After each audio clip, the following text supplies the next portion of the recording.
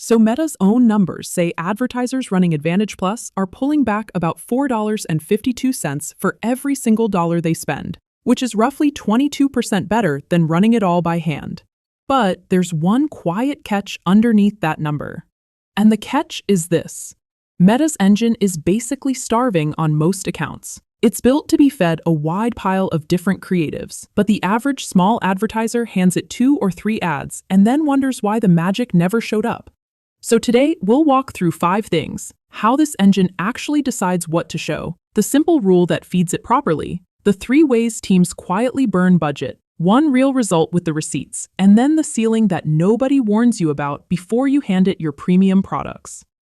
So here's the big shift most people missed. The targeting part is mostly automated now, which means the audience isn't really your job anymore, the creative is.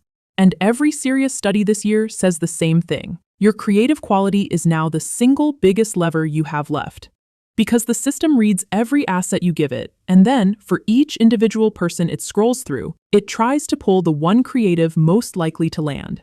So the more genuinely different angles you hand it, the more often it finds a match. That's the whole game now.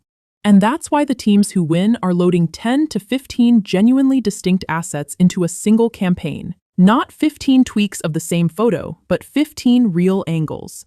That variety is the fuel, and most accounts are running on fumes. So here's the one line to hold on to for this whole video. The engine eats assets, not audiences. You used to win by out-targeting people, and now you win by out-feeding the machine. So let's talk about the 3 ways teams burn budget here, because they're all fixable. The first one is just too few ads. You give it 3 creatives to fill 15 slots, so the engine has almost nothing to choose from, and it just keeps showing your weakest guess. The second burn is fake variety, and this one's sneaky. You upload 15 files, but they're really the same photo with a new background color, so the system reads them as duplicates, and you're right back to starving it, just with extra steps and a tidier folder. And the third burn is killing campaigns too early. The engine needs a stretch of conversions to actually learn, so when you panic and switch everything off after 3 quiet days, you've basically paid the tuition and then walked out before the lesson. So here's the fix, and it's concrete. You build a little grid. Pick 3 real angles down one side, like price, social proof, and a problem you solve, and then 5 formats across the top: a static, a UGC clip, a text on screen, a before-after, and a founder talking.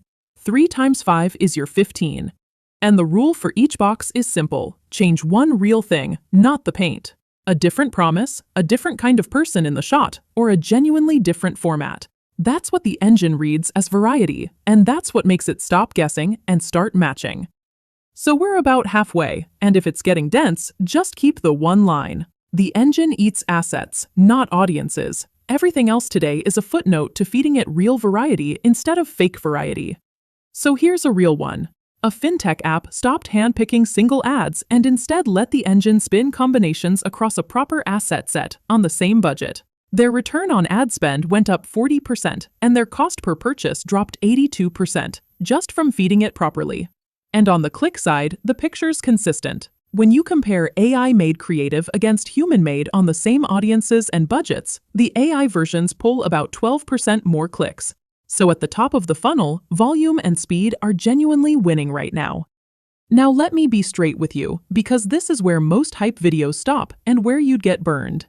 There is a ceiling on all of this, and it's a real one, and it shows up the moment you start selling expensive things.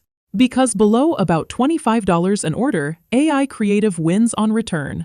But once your order value climbs past $100, human-made creative pulls ahead by half a point of ROAS or more, and above 500 the gap gets even wider.